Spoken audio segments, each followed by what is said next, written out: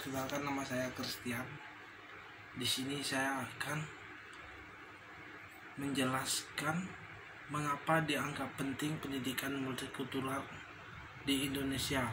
Jadi, pentingnya pendidikan multikultural di Indonesia, pentingnya di Indonesia yaitu sebagai sarana atau alternatif pemecahan konflik, serta didik diharap tidak meninggalkan akar budayanya, dan pendidikan multikultural sangat relevan digunakan untuk demokrasi yang seperti sekarang.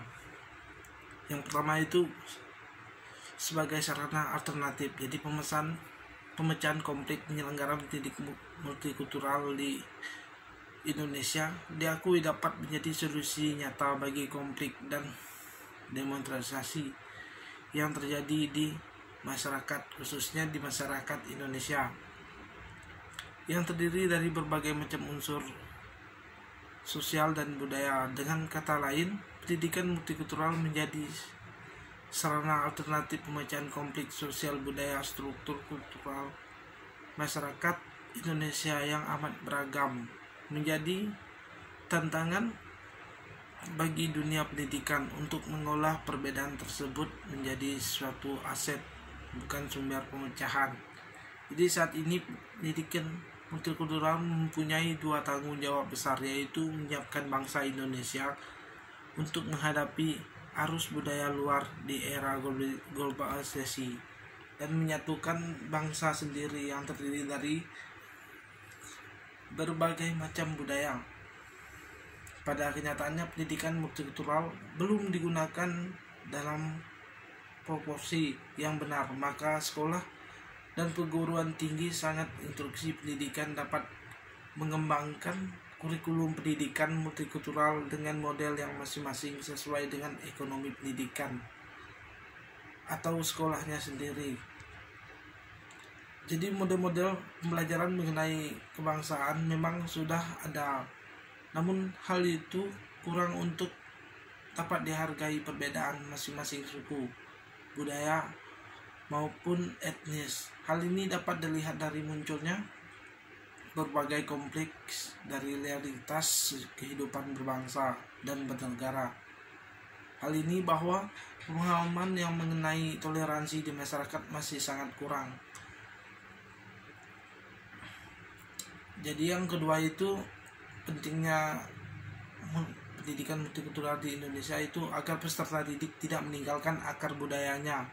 Selain sebagai sarana alternatif pemecahan konflik, pendidikan multikultural juga signifikan dalam upaya pembina peserta didik agar tidak meninggalkan akar budaya yang dia miliki sebelumnya. Jadi saat ini ia berhubungan dengan realitas sosial budaya di era globalisasi. Pertemuan antar budaya di era globalisasi ini bisa menjadi ancaman serius bagi peserta didik.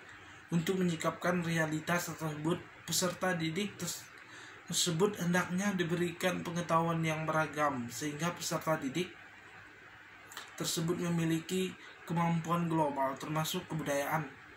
Dengan beragamnya kebudayaan di dalam maupun di luar negeri, peserta didik perlu diberi pemahaman yang luas tentang banyak budaya agar siswa tidak melupakan asal budayanya. Jadi saat ini diperlukan langkah antisipasi terhadap tantangan globalisasi, terutama dalam aspek budayaan. Kemajuan ilmu pengetahuan dan teknologi dapat memperpendek jarak atau mempermudah adanya persentuhan antar budaya.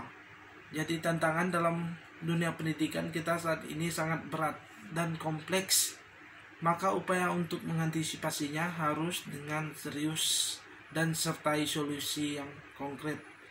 Jika tidak ditanggapi dengan serius, terutama dalam bidang pendidikan yang bertanggung jawab atas kualitas sumber daya manusia, maka peserta didik tersebut akan kehilangan dan melupakan asal budaya sendiri.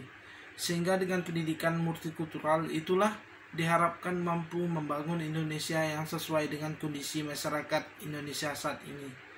Karena keanekaragaman budaya dan ras yang ada di Indonesia ini merupakan sebuah kekayaan yang harus kita jaga dan kita lestarikan. Yang ketiga itu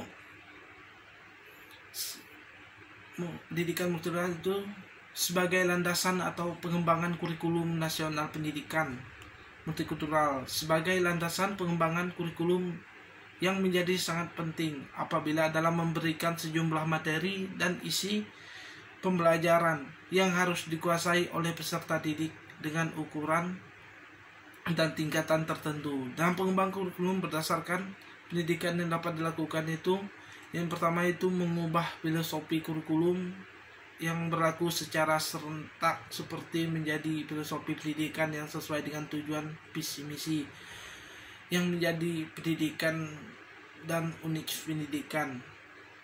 Yang selanjutnya harus merubah teori tantangan konten atau kurikulum yang mengartikan sebagai aspek substantif yang berisi fakta teori generasi yang menuju pengertian yang mencakup nilai moral atau prosedur serta keterampilan skill yang harus dimiliki generasi muda, serta teori yang digunakan harus memperhatikan unsur atau keragaman sosial budaya.